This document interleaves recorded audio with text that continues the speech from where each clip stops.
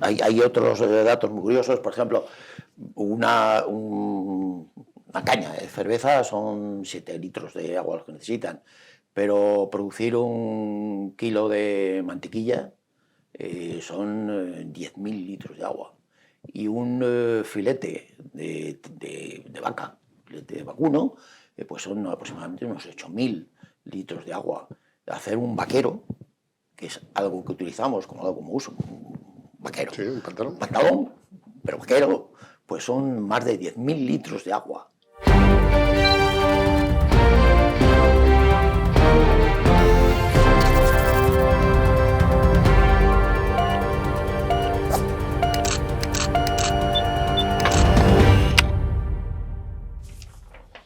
Bienvenidos, señoras y señores, al Tiempo de Focus, este espacio de debate, de análisis en torno a los grandes temas de nuestro tiempo, a los temas de actualidad, a los temas que preocupan y que ocupan los minutos de televisión, las páginas de los periódicos y, desde luego, muchas conversaciones que mantienen los ciudadanos. Cuando el calor aprieta, y cuando las circunstancias climatológicas no son especialmente favorables para las precipitaciones, hablamos de sequía, de escasez. Y esa circunstancia, que es reiterativa, que se repite de forma periódica, que es cíclica a lo largo de la historia, nos trae de nuevo el debate del agua. Un bien que se ha convertido en un auténtico lujo. Es verdad que el 70% de nuestro planeta es agua, pero tan solo el 3,5% es dulce y solo el 0,025% es potable. Ahí está el problema, que más de 2.000 personas en el mundo no tienen acceso a los recursos de agua potable, 3.600 millones no disponen de recursos de saneamiento y 2.300 millones no tienen lo básico siquiera para lavarse las manos. Dice la UNESCO que hay agua para todos, pero el problema es su distribución, que no es equitativa, y el cambio climático que genera cada vez más escasez. Para hablar de esta cuestión tenemos hoy con nosotros a Estanislao de Luis Calabuig, que es licenciado y doctor en Biología por la Universidad de Salamanca. Desarrolló su tesis doctoral en el Instituto de Recursos Naturales y Agrobiológicos de Salamanca, del Consejo Superior de Investigaciones Científicas. Ese fue el punto de partida de una amplia trayectoria científica y docente que le llevó por centros universitarios en los Estados Unidos, tanto en el estado de Colorado como en el estado de California, especializado en diversidad ecológica en la Universidad de California, Davis. Ha desarrollado su tarea docente en la Universidad de Salamanca y en la Universidad de León, donde fue catedrático de geología desde el año 1977 hasta su jubilación en el año 2018, y en la República del Uruguay, donde es profesor invitado desde 1999.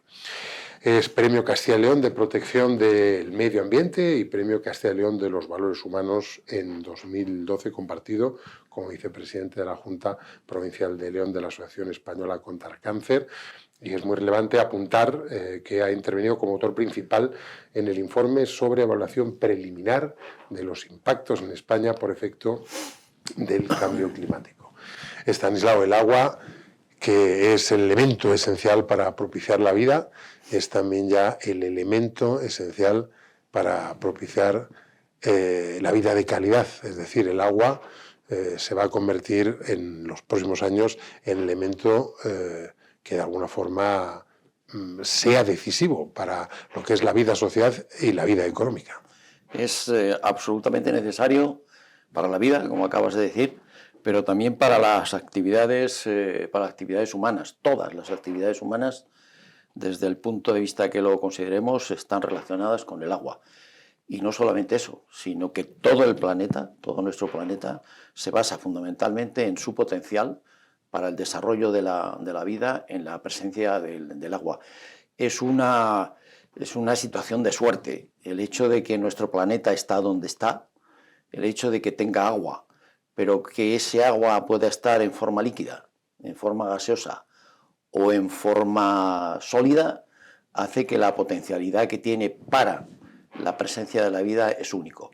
Fíjate que muchas veces se habla de cuando miramos hacia arriba a las estrellas por la noche y vemos tal cantidad de miles y de millones, las que vemos y las que no vemos, que son todavía otros montones de miles y millones más de estrellas, siempre pensamos, si no habrá vida en otros sitios, pues la puede haber, yo estoy seguro que tiene que haberla. Y tendrá unas características y unas condiciones parecidas, no iguales, no similares a la que se ha desarrollado aquí, porque entre tanta cantidad de posibilidades que existen, pues alguna tiene que haber. Pero la nuestra ha sido una condición de absoluta suerte, y precisamente debido al agua. También hay que resaltar que el agua depende estrictamente también de la temperatura, porque si la temperatura fuera muy elevada o mucho más baja de lo que hay, pues si hubiera agua en un principio y hace mucho calor, pues se evaporaría y se transformaría en otra cosa. Y si la temperatura fuera muy baja, estaría quizá en forma de hielo, en forma de agua congelada, que es lo que pasa a nuestros acompañantes, nuestros planetas acompañantes, a Venus o a Marte, uno demasiado caliente, otro demasiado frío, pero nosotros estamos ahí justo en el sitio oportuno para que la vida se desarrolle, al menos en el sentido que hoy entendemos como vida. 2 átomos de hidrógeno por 1 de oxígeno. Oxígeno. ¿Surge la vida en el agua? Es decir, ¿las formas más primitivas de vida son formas acuáticas? Son formas acuáticas, pero tienen que tener una base orgánica. Esa base orgánica se refugió en aguas remansadas y en aguas no muy profundas, en aguas someras, y de esa manera también ese nivel de agua le protegía por la alta radiación que existía en aquellos momentos. Y ahí pues seguramente empezó la vida. Bien, es verdad que hay otras teorías de que esa base orgánica pudo venir a través de los múltiples meteoritos que llegaron a la Tierra, pero eso todavía no está absolutamente conformado. Quizá nos podemos quedar más bien con esa idea de que por el azar esa condición orgánica determinó estructuras que fueron con el tiempo capaces de reproducirse, de multiplicarse en definitiva. Y luego llega la distribución del agua, con la creación de los primeros asentamientos urbanos, las formas más primitivas de vida social, de vida organizada. El ser humano se enfrenta a la necesidad de conducir el agua, de almacenarla, de captarla, de distribuirla entre la población, que es evidentemente la base de cualquier tipo de estructura convivencial humana. Sí, bueno, estamos mirándolo y estamos haciendo ya las preguntas y tratando de que las respuestas sean desde el punto de vista subjetivo humano. Pero antes de todo eso, la historia del agua en nuestro planeta lleva 3.800 millones de años. En esa fecha, hacia atrás, es cuando ya el planeta tenía la forma o el color, por decirlo de alguna manera, el color azul del agua, ¿no? Pero claro, ha tenido que pasar mucho tiempo, ha dado muchas vueltas nuestro planeta, se han movido las tierras y en función de ello también las aguas, hasta dar la forma que tenemos en la actualidad. Y la vida, habiendo empezado en esos aguas someras, como decíamos, ha ido evolucionando hasta dar especies, un desarrollo específicamente, pues ha llegado hasta nuestra especie, que nos consideramos como una especie desarrollada, y eso de desarrollada lo decimos con gesto y con palabras un poco también subjetiva, porque muchas veces precisamente el uso que hacemos del agua no es muy razonable, más bien es todo lo contrario. Está claro que la existencia ya, considerando ya al hombre como ese elemento principal que nos compete en este momento, por la pregunta que has realizado, pues necesita el agua. Hay una frase que a mí me gusta mucho contar como anécdota. Era esta frase en una prédica de un curita de pueblo recién salido del seminario hace unos cuantos años, ¿no? Y que el hombre, cuando llegó al pueblo, dijo: pues tengo que prepararme bien todas las prédicas que le digo, sobre todo en las fiestas, para resaltar la magnificencia de Dios, ¿no? Y entonces el día de la fiesta, él tenía en el margen de sus escritos, tenía en margen anotaciones que decía por si me caliento, ¿no? Entonces en una de esas frases le dice a los paisanos del pueblo, y fijaros en la magnificencia de Dios que hizo pasar un río al lado de cada gran ciudad. Entonces asociaba efectivamente de que había una necesidad total y absoluta, entonces achacaba precisamente a que de alguna manera había colocado las ciudades y los pueblos pues al lado del agua, al lado de un recurso absolutamente básico. Efectivamente, el proceso humano, cuando incluso pues no todavía vivían sedentarios, sino que eran nómadas, pues iban buscando puntos del agua, porque es absolutamente fundamental. El alimento no sería nada si no tuviéramos también el agua al lado, ¿no? Entonces, esos puntos son básicos. Primero, cuando el hombre anómada iba buscando esos puntos, como vemos ahora con cualquier otro animal, los elefantes, que tienen una gran memoria, pues van buscando precisamente donde hay agua, incluso donde no la vemos, patalean un poco y llegan a llegar a buscar ese agua que es absolutamente necesario. Y hay muchas especies que siguen a los elefantes porque saben que ellos saben dónde puede haberlo. Efectivamente, se ha ido conformando y la necesidad de agua ha sido cada vez mayor. La capacidad que tiene el hombre por su capacidad de desarrollo, me refiero al hombre, a la subpoblación desarrollada, incluso tiene la capacidad de explotar sus recursos más allá de donde está. Es decir, si no tiene el agua, le importa. Y ya vemos cómo los trasvases y las transformaciones para obtener el agua pues ha sido una cosa continua a lo largo del tiempo. Incluso si analizáramos la historia de León, desde sus principios, pues veríamos cómo los romanos ya empezaron a estructurar algún sistema de abastecimiento de agua que aportara ese elemento fundamental a esa localidad, para abastecer al campamento, ¿no?, de romanos. Y después, en la Edad Media, como se iban conformando, se iban haciendo canalizaciones para abastecer aquellos puntos que eran básicos y fundamentalmente aquellos que estaban ocupados por núcleos que tenían relación con la iglesia, por ejemplo, pues la zona del obispado, de la catedral y la zona relacionada con la colegiata, y a partir de ahí los iban ofreciendo también a los paisanos cómo se iban reestructurando las fuentes de abastecimiento para la ciudad, y llega un momento determinado que no hay que resolver solamente el problema del abastecimiento, el poder disponer del agua limpia, del agua potable, sino que el agua una vez usada hay que hacer algo con ella. Y entonces empiezan ya los sistemas de alcantarillado, los sistemas de vertido, otra vez al río.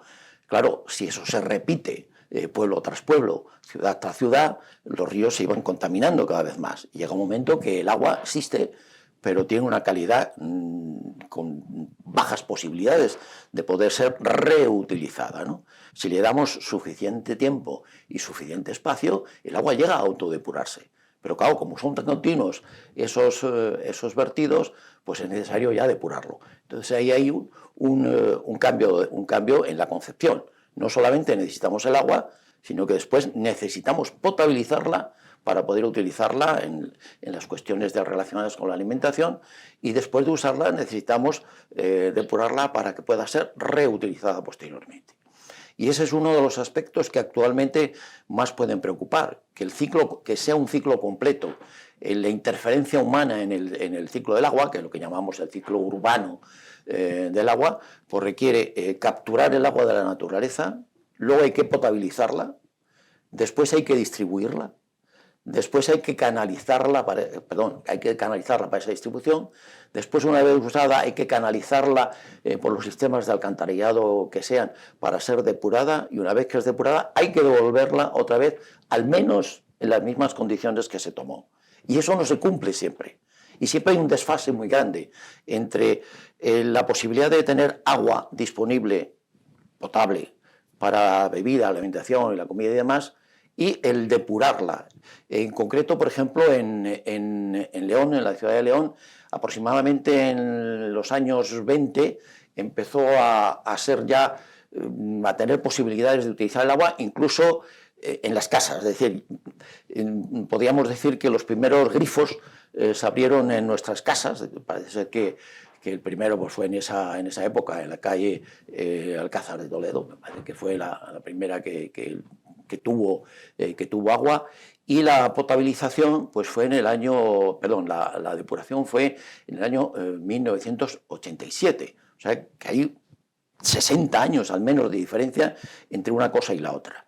Eso nos da idea de cómo las necesidades del agua y lo que va ocurriendo prácticamente en todo el mundo, primero la necesidad del agua potable, pero después la depuración.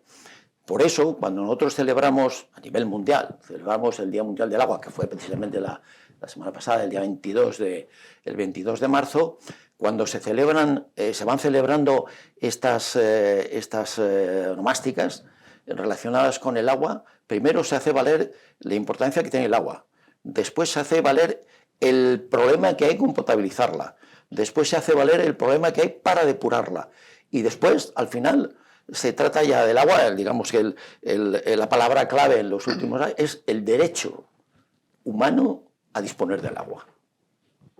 Hablamos del depósito, hablamos de la distribución, hablamos de la reutilización del agua una vez renovada, pero está el problema de la escasez. Sí. La infraestructura hídrica cada vez es más potente, indudablemente los países más desarrollados más y los menos desarrollados menos, pero ya cuentan la mayor parte de los países con una cierta infraestructura para ello. En España se consumen 142 litros por habitante y día aproximadamente. Es uno de los 5 países de la Unión Europea que más agua usan, junto a Bélgica, Luxemburgo, Alemania e Italia, según dice la Fundación Aquae. ¿Consumimos más agua de la que podemos permitirnos? Pues yo creo que sí, en términos generales sí. Y hoy día cada vez más, y prácticamente habría que decirlo, pues prácticamente para todo el mundo. Bueno, aquellos países que están en vías de desarrollo y que están viviendo en las mismas condiciones que vivían nuestros prehistóricos, ¿no? Pues esos, digamos, están en unas condiciones completamente distintas. La necesidad que tiene hoy día la especie humana, sobre todo por la superpoblación que existe, es distinto. Claro, el hacer esa aseveración pues varía mucho dependiendo de dónde estemos. Incluso si nos reducimos a nuestra península ibérica, las condiciones son completamente distintas si estamos en Galicia o en el norte, o si estamos en Andalucía o en Murcia.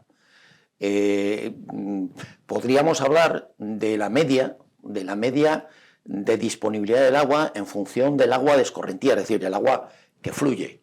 Una vez que hemos hecho el balance del agua entre la precipitación, lo que llueve, y la evapotranspiración, lo que se pierde, bueno, lo que está relacionada con el funcionamiento del agua que se evapora, o bien del suelo, o a través de las plantas, que no se puede utilizar. Bueno, la de las plantas podríamos utilizar indirectamente, porque si es agua que pasa a través de alimentos que necesitan ese agua, pues ya la podemos utilizar. Pero la que se evapora como tal, el balance nos queda un valor medio que serían aproximadamente unos 132 milímetros, ¿no? Pero claro, si nos vamos a Galicia, la cantidad es muchísimo más elevada, son 800 y pico. Y si vamos al sureste, pues la media son 80 y tantos, o sea, que no es lo mismo. No podemos hablar lo mismo en unas condiciones que en otras. Y claro, si hablamos de todo el mundo, las condiciones son completamente distintas. ¿En qué se basa este balance? Pues se basa en una relación estrecha, como decíamos al principio, entre el agua y la temperatura. Entonces, ese balance es un juego muy delicado entre lo que cae y en función de la temperatura. La temperatura, si aumenta, lo que produce es mayor aridez. Y si al mismo tiempo coincide en que la precipitación es muy baja, si al mismo tiempo la evaporación es muy alta, entonces la escasez relativa es muchísimo mayor. Ese es el gran problema que existe en la actualidad. ¿Qué es lo que está ocurriendo en los últimos años? Pues tenemos el inconveniente de lo que hemos dado en llamar ese cambio climático. Yo prefiero llamarlo el cambio global, porque no es solamente los cambios a nivel climático, sino otros cambios que inducen una influencia sobre ese proceso global de todo el planeta. Y en ese cambio, pues estamos comprobando cómo precisamente en la península ibérica es una de las que tienen mayores efectos favorables a ese cambio climático o negativos en función de ese efecto que puede tener el cambio climático, de que la precipitación tiende a ser menor globalmente para toda la península ibérica. Luego hay matices, ¿no? Y la temperatura va aumentando. Entonces ahí en ese juego estamos en una situación bastante complicada, ¿no? Por eso es necesario pues tener una mayor certeza de qué es lo que debemos hacer con el agua. En todo este tipo de procesos, que fundamentalmente se basa en la capacidad de poder disponer del agua, y si no es suficiente, lo que hacemos es buscar algún sistema de control. Por eso se han construido pues, muchos embalses y muchos pantanos para hacer este tipo de actuaciones, pero tiene sus riesgos, porque eso también tiene unos impactos ambientales complicados. Se habla de trasvases, pero los trasvases tienen también sus problemas y hay que medirlos con mucho cuidado.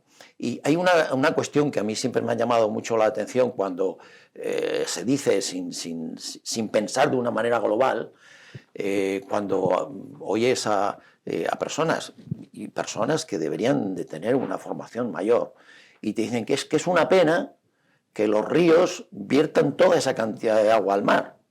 Claro, hay que tener en cuenta que nuestro ecosistema global, que es el planeta, se basa en que tienen que haber unos circuitos de intercambio y que el mar no podría vivir si no existiera ese aporte de elementos nutritivos a través de las aguas del río, con lo cual estaríamos resolviendo un problema, pero a base de estropear otro que es muchísimo más complicado y muchísimo más grave desde el punto de vista ecológico a nivel global. Por lo tanto, hablar del agua lleva una delicadeza especial porque todo está interconectado a través precisamente del agua, y por eso la gestión que se hace y la planificación del agua pues tiene que tener unos criterios muy finos y muy delicados. No se puede, por ejemplo, tomar agua del subsuelo, de los refugios de agua que tenemos, esas grandes masas de agua que podemos disponer de ellas, pero hasta el nivel de agotarlos. Porque claro, el volver a recargar y a recuperar todo aquello lleva cientos de años.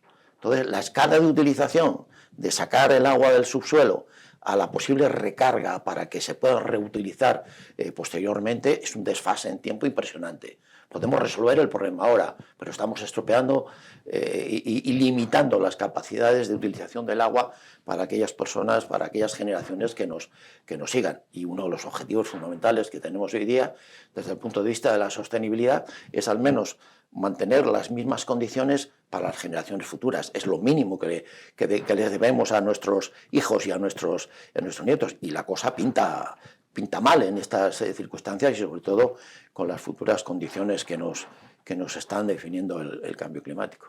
¿En qué medida este contexto de escasez de agua o de sequía, por utilizar la denominación tradicional, es consecuencia de estos efectos perniciosos de lo que denominas cambio climático? ¿O en qué porcentaje? Porque realmente la sequía es algo que de forma cíclica se ha repetido a lo largo de la historia, ¿no? En el régimen predemocrático hablaba de la pertinaz, sequía, y en el contexto actual, o tal y como se explica en algunos foros, parece un fenómeno contemporáneo, ¿no? Algo que ocurre exclusivamente como consecuencia de la degradación del medio ambiente, de las emisiones contaminantes.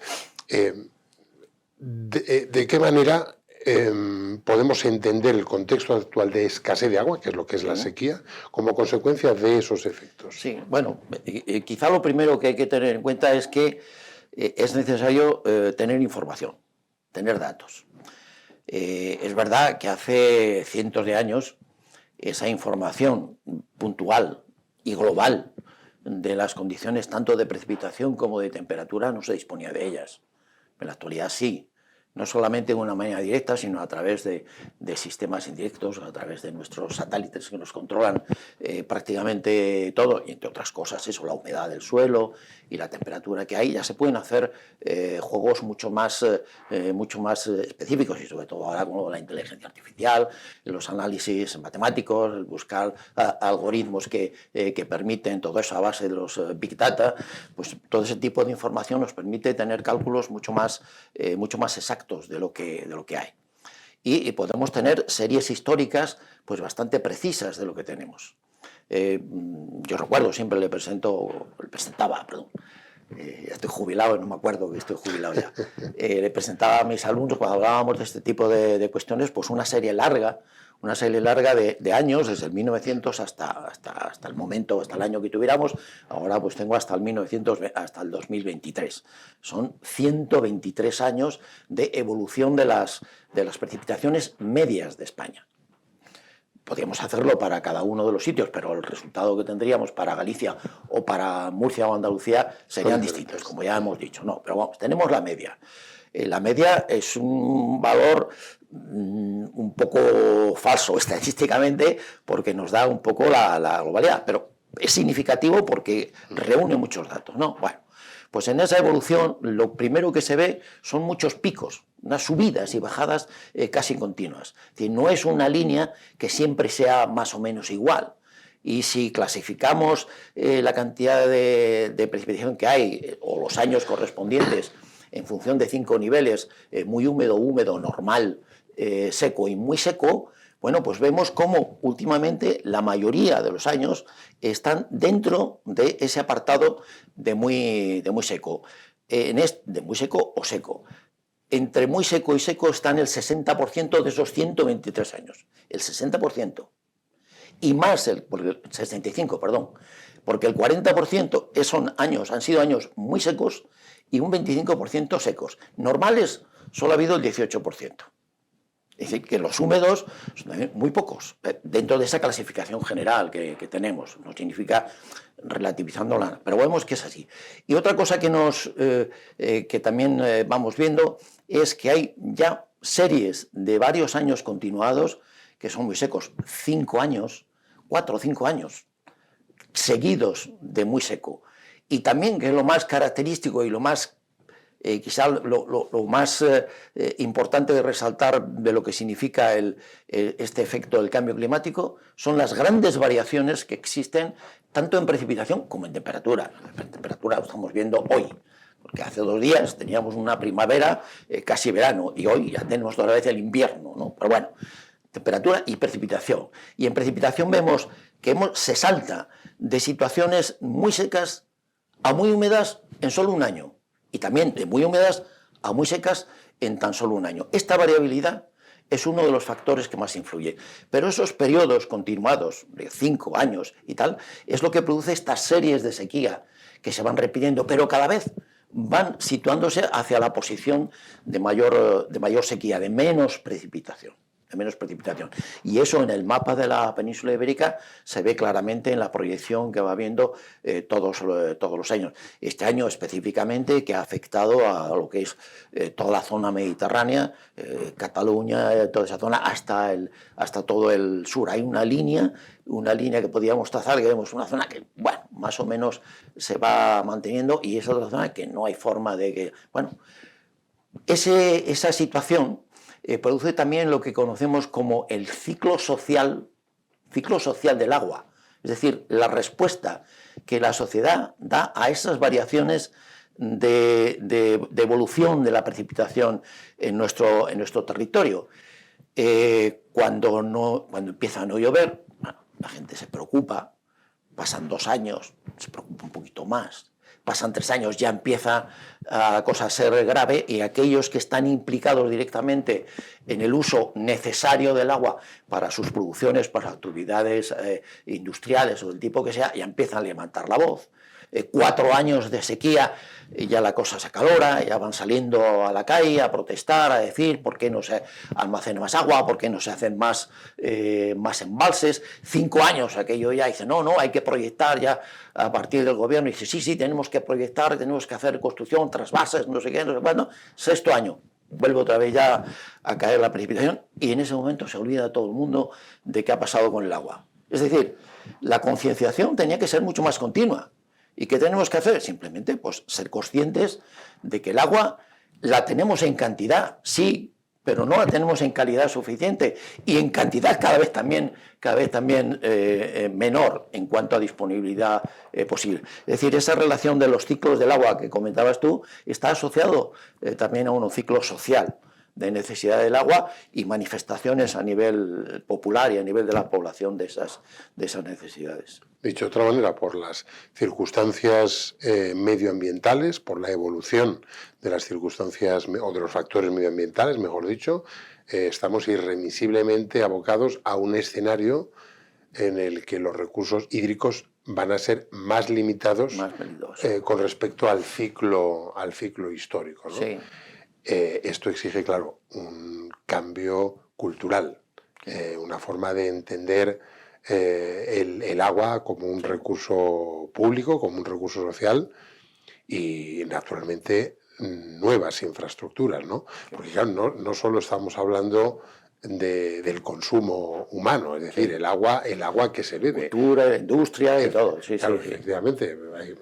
Hay un dato. La agricultura gasta el 70%, la industria gasta el 20%, el consumo humano es el 10%. Hay un dato muy revelador. Para producir un kilo de arroz se necesitan 5.000 litros de agua, ¿no? Y hay otros datos muy curiosos, por ejemplo, una caña de cerveza son 7 litros de agua los que necesitan, pero producir un kilo de mantequilla son 10.000 litros de agua.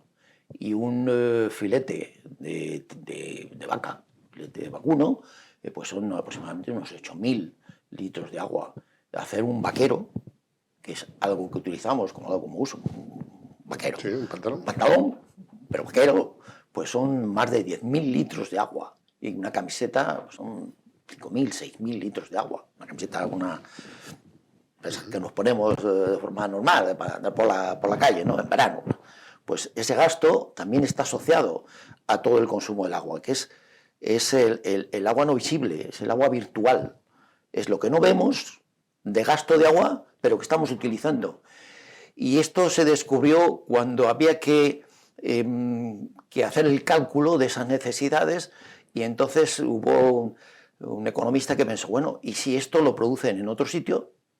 Nosotros gastamos menos, pero estamos servidos de esa necesidad, de esa vestimenta o de cualquier cosa, de una maquinaria o de una rueda o de un coche o de lo que sea, ¿no? Entonces, esa agua virtual no la vemos, pero la hemos gastado.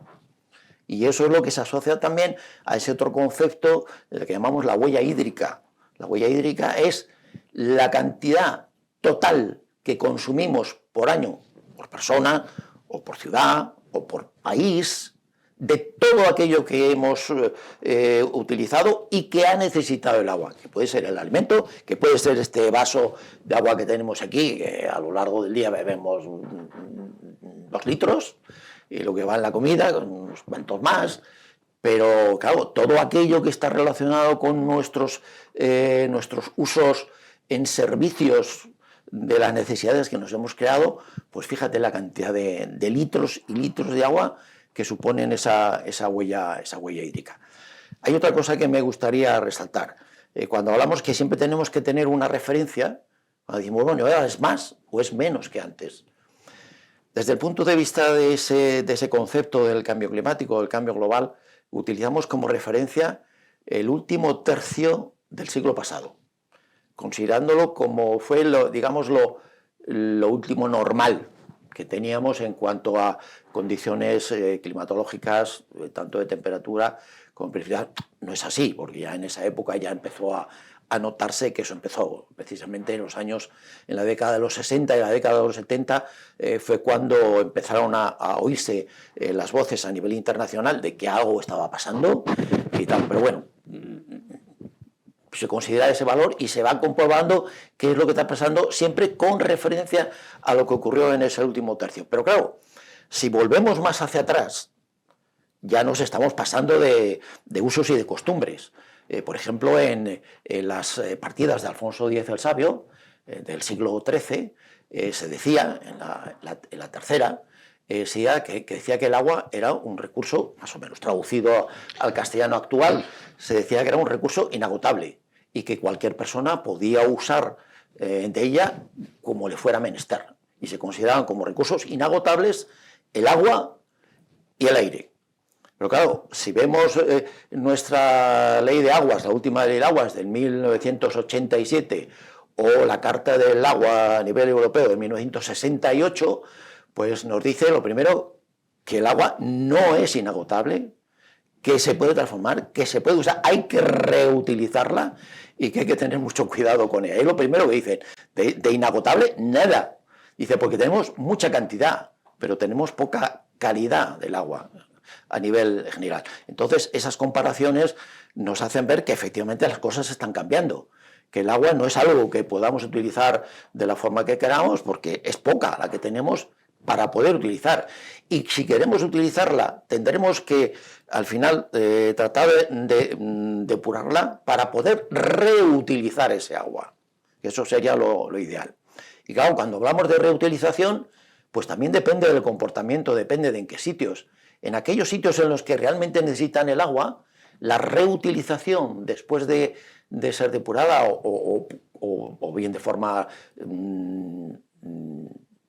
artificial, producido por algún sistema mecánico o del tipo que sea humano, pues como ejemplo puede pasar en Murcia o en la Comunidad Valenciana, pues la cantidad de disponibilidad, el porcentaje que se reutiliza en esas aguas residuales es extraordinariamente elevada, supera el 70%, ¿no?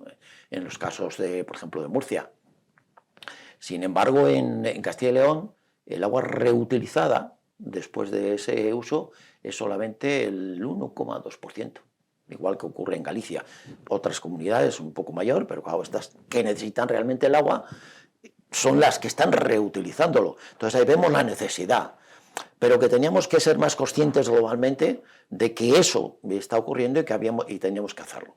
Claro, potabilizar y depurar el agua cuesta dinero. Y entonces teníamos la costumbre, sobre todo unos cuantos años atrás, en muchos pueblos el agua era gratis. No se pagaba nada por el consumo del agua. Luego después de, no, hombre, esto cuesta, hay que pagarlo, ¿verdad? Tiene que salir todos los fondos municipales y hay que pagar un coste. Y eso se está viendo pues en todos los procesos electorales, cuando cambiamos de tal, que ese es un apartado que juega mucho tanto en el pensamiento de las personas como en el pensamiento de los políticos que tienen que acceder a esos cargos. Porque ese es un elemento que cuesta, que supone un gasto importante para el municipio. Sin embargo, no se atreven a poner el coste real porque es cada vez mucho más elevado. Yo recuerdo en la época, hace unos cuantos años, en la época de los 80, principio de los 90, hubo un debate precisamente en León, en el que yo participé en algunos de los casos, en el que se trataba de valorar cuál era el precio real, el justiprecio del agua que habría que cobrarle a los consumidores del agua a ese nivel. Y eso llegaba a ser 7 veces lo que se estaba cobrando. 7 veces. ¿Qué candidato a un ayuntamiento se debe decir? Y yo ahora multiplico por 7 veces en aquel momento, ¿no? Por 7 veces. Ahora se ha ido ajustando, como estamos viendo, pero claro, las protestas a ese nivel cada vez son mayores. Pero claro, la sociedad no se da cuenta de que efectivamente ese gasto es importante. Ese gasto es importante. Y que había que hacerlo de alguna manera. ¿Cómo? Pues no sé. Pues a lo mejor efectivamente el sistema municipal tiene que seguir colaborando en que no sea tan elevado, porque no, claro, ni limita mucho las posibilidades. Pero eso es una llamada de atención para que, sabiendo que es así, tendríamos que ahorrar todavía mucho más agua. Ese es el problema. Y muchos sistemas que existen actualmente en España no van en ese sentido. Por ejemplo, en Estados Unidos, el agua que utilizas para la alimentación, la que tienes en la cocina, es distinta de la que utilizas para lavar el coche o regar el jardín. Aquí va todo junto. Sí, claro, aquí estamos no tiene mucho sentido. lavando el coche eso, con el agua potable. Agua potable, pero es que esa agua potable está costando mucho. El 73% claro, cambiar ese sistema es complicado. Del agua doméstica se utiliza en el cuarto de baño, ¿no? Claro. El 8% es exclusivamente la que se usa. Estamos utilizando el mismo agua para beber en nuestro vaso de bebida como la que tiramos a la del váter para arrastrar nuestra mierda.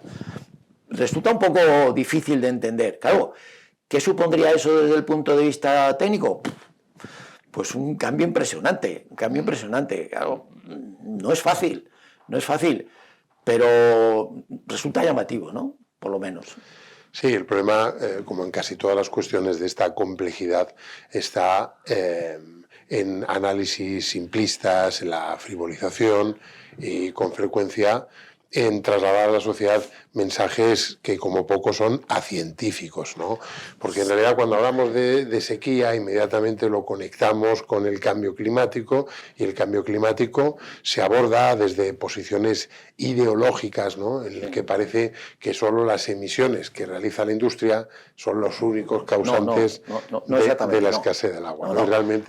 Realmente eso no es así. Hay que distinguir lo que es la sensibilidad medioambiental de lo que es el ecologismo activista, que también es muy necesario y muy conveniente, ¿no? Pero de alguna forma, efectivamente, la divulgación y la sensibilización, el adquirir una nueva cultura del uso razonable de los recursos públicos es fundamental, y en el agua, pues me temo que en las próximas décadas será crítico. Pero cuando hablamos del cambio global o cambio climático en este caso, si nos referimos a esa terminología, este aspecto concreto de influencia en el agua, intervienen los dos extremos. Intervienen, por un lado, la aportación natural, en esa no podemos hacer nada. Por ejemplo, qué sé yo, erupciones volcánicas. Suponen una gran cantidad de elementos a la atmósfera que influyen en ese cambio, pero por otra parte está la influencia humana. Se han hecho con infinidad de datos, se han hecho estudios actuales que hoy día se pueden hacer con las grandes supercomputadoras, metiendo todo ese conjunto de variables de las posibles influencias naturales, por ejemplo, qué sé yo, eliminación de gases en zonas pantanosas que liberan metano y otro tipo de sustancias que esas influyen, como gases de efecto invernadero, ¿no? Incluso el vapor de agua o en la forma de nubes y demás. Y por otra parte, esas manifestaciones tanto fundamentalmente industriales, pero también las producidas por la agricultura o la ganadería, ¿no? Son las dos cosas. Y al compararlas de lo que es la evolución real, la que tenemos, la que nos marcan los termómetros de media para distintas zonas de nuestro planeta, la zona europea, la zona americana, la zona africana, etcétera, o toda la zona del Mediterráneo que tiene una entidad específica, bueno, pues vemos que hay una temperatura real. Y lo que hacemos es dibujar aquella línea en el que solamente consideramos los efectos naturales, y nos da que hay pues una variación bastante importante entre lo real y si solamente afectan los valores naturales. Hacemos la misma comparación entre lo real y la influencia humana por esas manifestaciones industriales y demás. También vemos que hay variación. Y cuando consideramos las dos juntas, entonces sí se ajusta casi total. Por lo menos estadísticamente son muy parecidas esas dos líneas de evolución. Por lo tanto, no solamente es el efecto de cambio global, no solamente es el impacto humano, sino que es también el efecto natural, pero que precisamente últimamente está influyendo mucho esa influencia humana. Es decir, que para considerar la evolución real, efectivamente es la evolución humana o el proceso de desarrollo humano el que produce ese tipo de cambios. Además que es global. Fíjate, los primeros experimentos que se llevaron a cabo para contrastar que efectivamente eso era global fueron unos experimentos de toma de CO2, que es uno de los gases más corrientes que tenemos en la naturaleza, con poca proporción, pero que tiene una cantidad muy fija, que es en lo que nos basamos hoy día, el que haya incrementado por efectos de tipo industrial. Pues fue un experimento en las Islas Hawái. En las Islas Hawái, un señor se dedicó a ver la cantidad de CO2 que había a lo largo de todo el día, un montón de veces, y a lo largo de unos cuantos años, y empezó a ver que esa cantidad en las Islas Hawái, que está en el Pacífico Norte, a un montón de miles de kilómetros de zonas desarrolladas, ¿no? Y empezó a comprobar que esa cantidad de CO2 iba aumentando en partes por millón, que es la unidad que se considera, que iba aumentando, aumentando y aumentando. Entonces, aquí, en medio de la nada, en medio del océano, aquí, a miles de kilómetros de un lado y del otro, ¿cómo es posible que esto vaya? Me acuerdo, ese señor estaba entonces haciendo su tesis y cuando fue a ver a su jefe y le dijo, aquí hay algo raro, tío, no sé qué estás haciendo, o si estás ligando con las hawaianas o qué, pero aquí pasa algo raro y tal. Bueno, se comprobó que efectivamente eso es aquí, se siguió, ¿no? Y vamos viendo cómo va aumentando y aumentando y aumentando y aumentando. El CO2 en esa isla, en ese punto, cuando es un efecto, tiene que ser global, si no es imposible que en esa zona pudiera haberlo, porque claro, puede aumentar al lado de una fábrica que está consumiendo y tal, sí, pero ahí, en el medio de la nada, me refiero a la nada terrestre que está rodeado de miles de kilómetros, de varios miles de kilómetros de agua, es imposible. Bueno, esa fue una de las primeras veces que comprobó que efectivamente el efecto era global, ¿no? Entonces, toda la liberación de esos gases ha ocurrido en muy poco tiempo, Claro, muchas veces hay personas que dicen, bueno, pero es que los cambios de temperatura, seguramente producidos por efectos de CO2, grandes erupciones volcánicas que ha habido en periodos históricos hace millones de años, o cientos de millones de años, ha cambiado la temperatura también,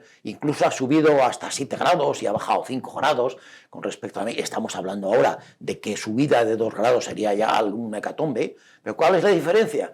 Pues la diferencia está que en aquellos momentos esas subidas o esas bajadas han transcurrido a lo largo de millones de años, y lo que está ocurriendo ahora es un suspiro, son menos de 100 años.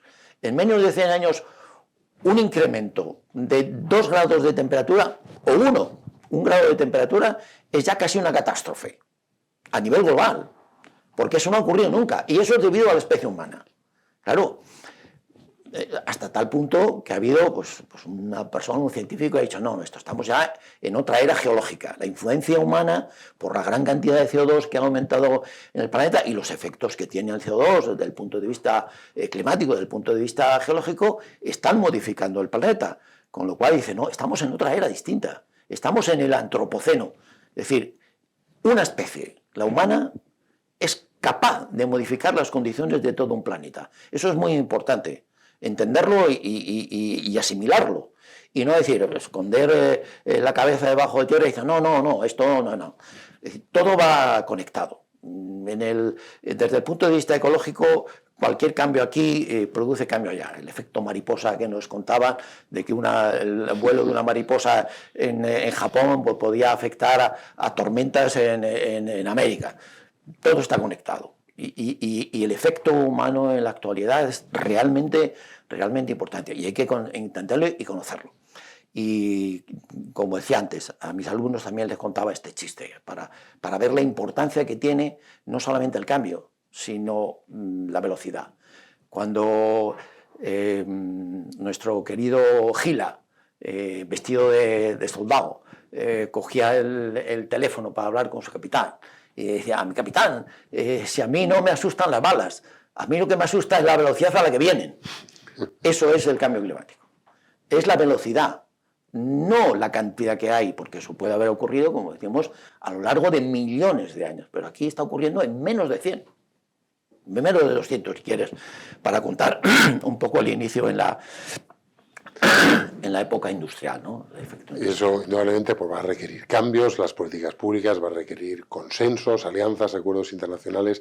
Para finalizar la conversación, Estanislao, vamos a ceñirnos al ámbito personal, que es el más asequible, ¿no? Sí. El ámbito de decisión y de gestión de las personas, el ámbito doméstico, lo que cada uno podemos hacer, qué indicaciones o qué aptitudes tenemos que incorporar a nuestra gestión cotidiana de nuestra propia vida, de nuestra propia casa, de nuestras propias familias, para hacer un uso más razonable y más sostenible de los recursos hídricos. Hay una prueba práctica, que hoy todo está en las aplicaciones, las app, y es el cálculo de la huella hídrica, que puede hacer todo el mundo, saca su aparato, y ahí está toda la información y busca aplicaciones para calcular la huella hídrica, ¿no? Y te va definiendo cuál es qué lo vas consumiendo, qué vas gastando aproximadamente, y si lo haces bien, no tienes que engañar a nadie, estás haciendo un solitario y no tienes por qué engañarte a ti mismo, y vas haciendo el cálculo y de, bueno, pues cuánto bebo de agua al día, cuánto consumo de tal, cuántos carne más o menos por medio a la semana o al mes o como quieras, y te da el gasto, decimos, de la huella hídrica. Entonces te da idea de lo que hay. Luego hay unas tablas comparativas para decir, bueno, si el gasto es muy importante o poco importante.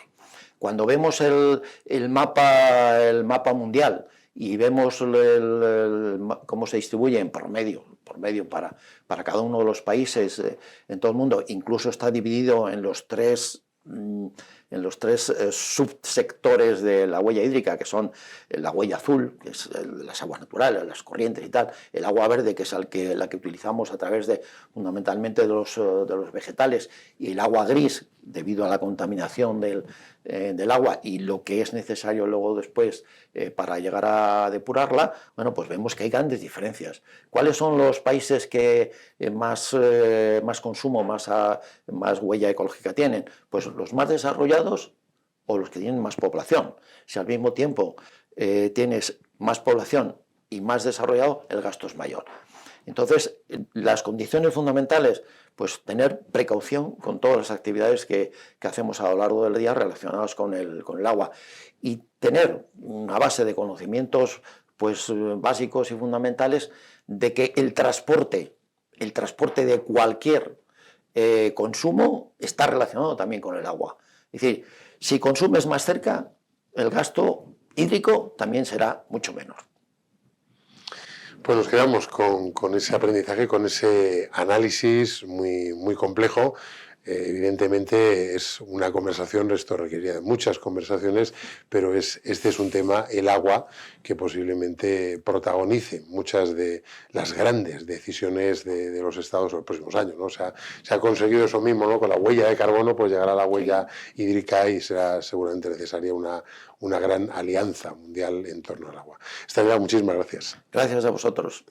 Pues el agua, que ha sido el elemento en torno al cual ha girado esta conversación en Focus. Ya lo han escuchado, España, uno de los 5 países europeos con mayor consumo de agua. Esto también nos invita a efectuar ese análisis honesto y sincero con nosotros mismos y aplicar las recomendaciones que nos trasladaba el profesor en torno al uso más racional de este recurso. Pues nada más, hasta una próxima ocasión aquí en nuestro canal Saber. Les invitamos a estar muy atentos a nuestra promoción porque seguiremos hablando de los grandes temas de nuestro tiempo. Hasta pronto, que sean muy felices.